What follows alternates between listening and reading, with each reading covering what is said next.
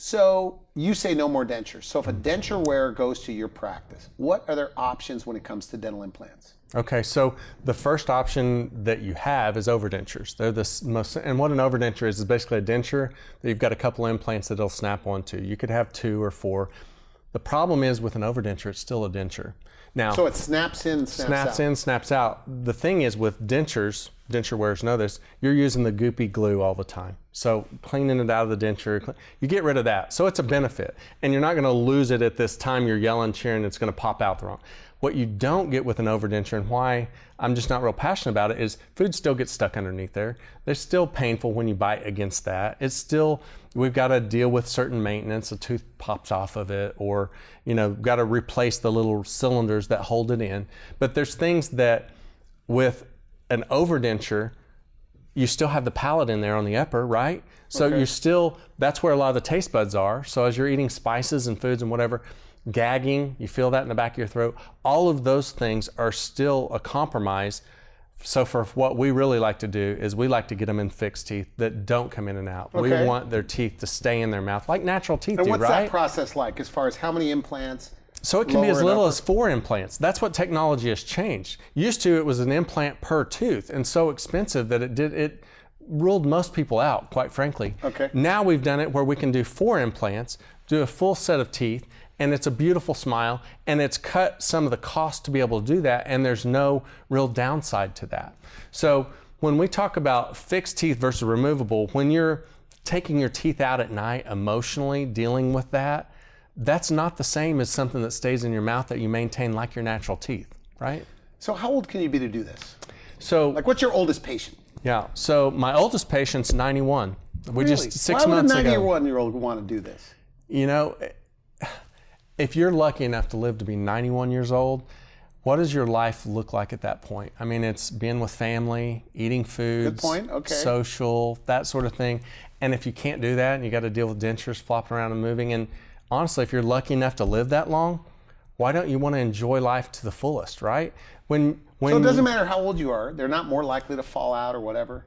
No, we have to plan every case, and not everybody's a candidate. I don't want to say that everyone. Most people are. I don't find many that aren't. But this 91-year-old, how'd that work out? Perfect. She's eating and chewing like she hasn't, and honestly, she hasn't. She probably dealt with them for 25, 30 years with dentures. Didn't know it was an option.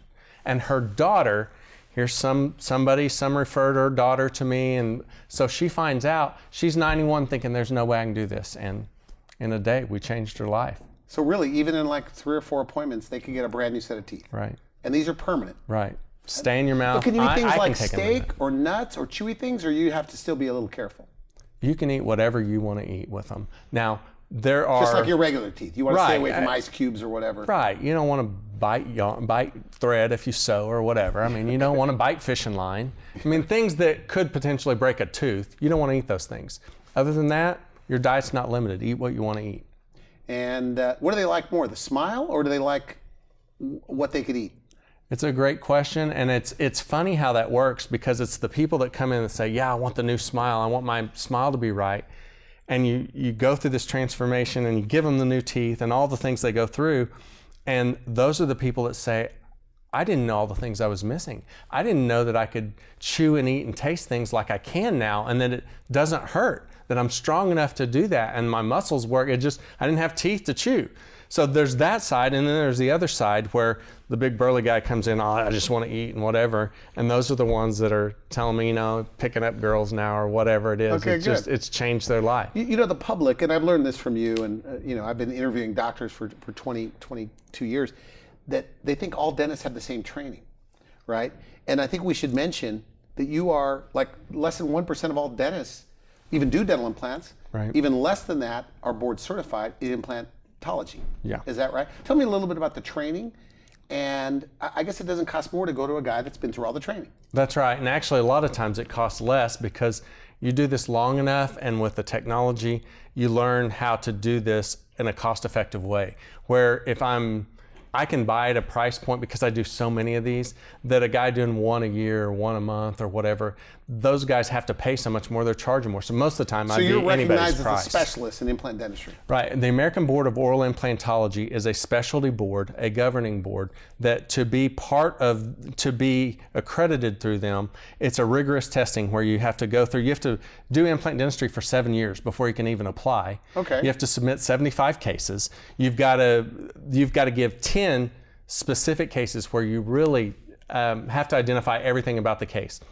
You take an entire day of written boards. The next day you come in for oral boards. So you're just getting grilled on all these questions. They're evaluating your cases and then other cases you have to defend.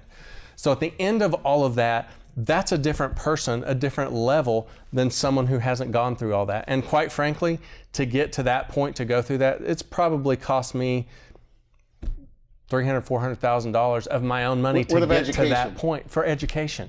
Okay. Where if you don't go through those things, how can you be at the same level? How can you market yourself as being so great? But this is the challenge, with medical doctors and everything. It's like, so what does the patient do? Right. Ask, are you board certified? Right. But they're timid, right? People like. Right. So if you're looking for, that's right. So I say do your homework, do your research in any decision in life, particularly decisions that are this big.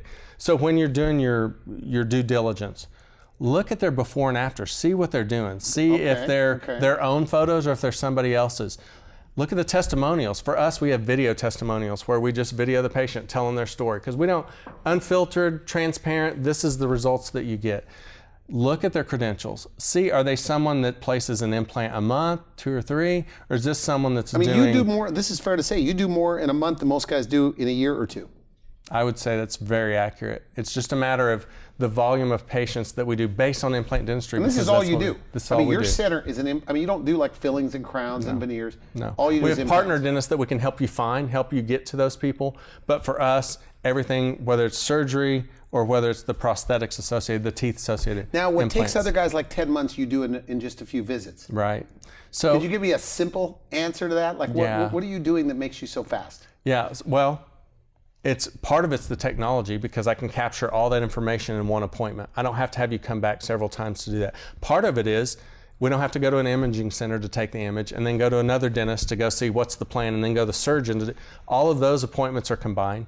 With the technology, we combine all those record appointments to one appointment where we can plan, this is how it's going to be. So we minimize the number of appointments that you have to come in. So at the end of the day, 3 or 4 appointments, we can do all this. Now the question is, there's a little bit I can do to change how bone metabolizes, how fast bone can grow to implants and how solid they can be. There's a certain amount of biology, we're gonna have to wait. There's some people that fly in from out of town and come from all over where they need their teeth. They don't want to come back and forth and they need the permanent final teeth, not having to wait 3 or 4 months. For those people, within a week, start to finish, they have their permanent teeth. So somebody watching this with no teeth, next week, they could have new teeth. That's right. That don't come in and out. That's right.